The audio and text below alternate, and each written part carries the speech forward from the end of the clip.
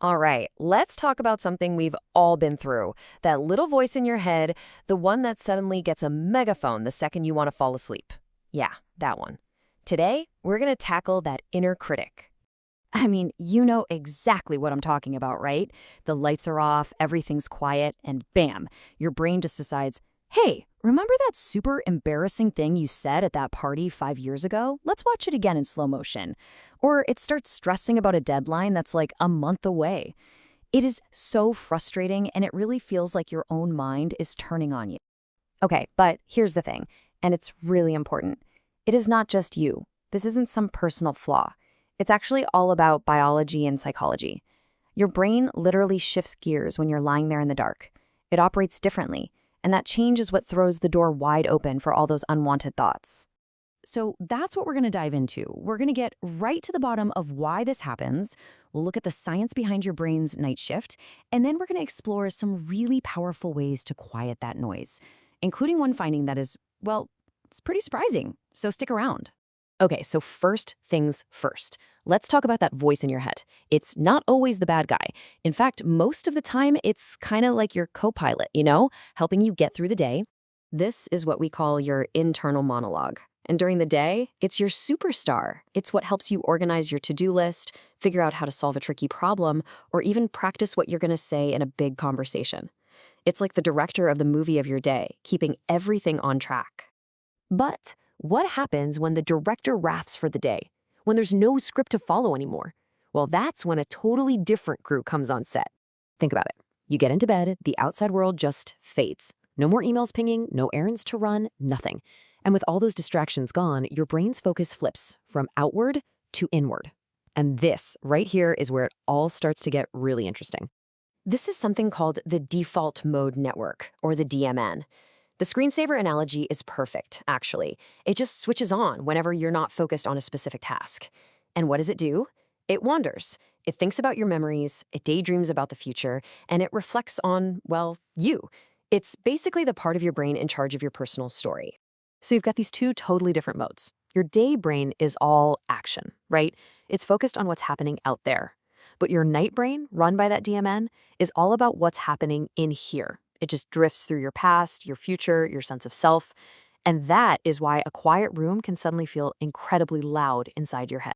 Okay, so the DMN is in charge. Got it. But that still doesn't answer the big question, does it? Why does all that mind wandering so often wander right into a ditch of cringe and anxiety? Why does self-reflection turn into self-criticism so easily? Well, it turns out there are two big reasons. The first one is basically a bad habit that our brain picks up. And the second one is all about biology. It's about a crucial job that's supposed to happen while we sleep, but sometimes it doesn't. Let's start with the habit part. It's called conditioned arousal. Here's how it works. Say you have some big stressor in your life, and you start worrying about it in bed. Well, your brain starts to form a connection. It associates your bed with that feeling of worry and anxiety. Pretty soon, your brain learns, oh, the bed? That's the place where we stay awake and stress out. And before you know it, the bed itself becomes the trigger, and the cycle just keeps going long after that original stress is gone. Now for the biology part. This is really cool. Sleep, especially REM sleep, is basically your brain's nightly therapy session. During REM, a little part of your brain stops pumping out noradrenaline, which is a major stress chemical. This lets your brain's emotions center, the amygdala, process all the stuff from your day without the stress. It's like it unhooks the intense emotion from the memory itself.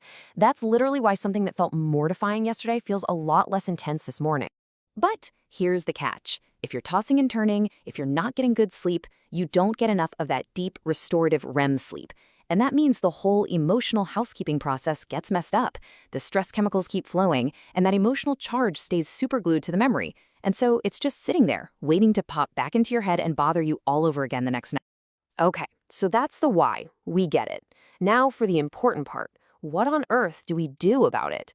Well, the answer might surprise you. It's not about fighting your thoughts. It's about changing your entire relationship with them.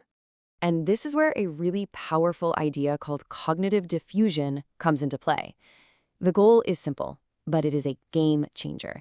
It's about learning to see your thoughts as just thoughts. That's it. They're just little mental events, like clouds floating by. They are not facts, they are not commands. You don't have to argue with them, and you definitely don't have to believe them. You can just notice them.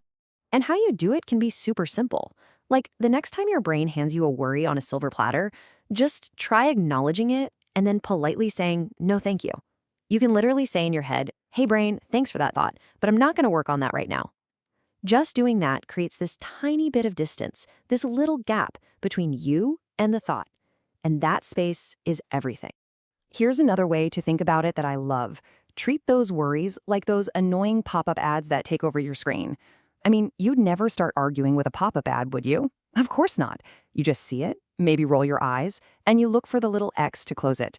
You can do the exact same thing with a thought. Just see it, maybe even label it. Oh, there's the what if I oversleep ad again. And then just gently close the tab. And if you want something a little more structured, you can try this classic visualization. It's called leaves on a stream.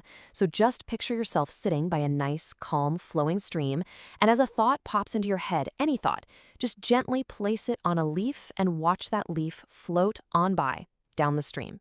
The point isn't to have zero thoughts. That's impossible. The point is to practice letting them come and go without getting pulled into the water with them. Okay, so all of these mind techniques are amazing. They really are. But what if part of the answer wasn't just in your head, but in the room around you? Yeah, get ready because this is where things take a really fascinating turn. So a recent study came out with this kind of wild idea. They asked, could the type of light in a room actually change how we see ourselves? So they set up an experiment to see how blue-enriched light, the kind of light we get from the sun and also from our phone screens and LED bulbs, how that light affects our negative thought. And what they found was pretty incredible. People in the study were shown negative words like terrible or alone, and they had to decide if those words described them. And get this, when they were under that blue-enriched light, they were way more likely to say, nope, that's not me. But when the light was warmer, more blue depleted, it was actually harder for them to push that negativity away.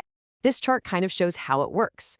They measured something called the drift rate, which is just a fancy way of saying how fast your brain gathers evidence to make a decision.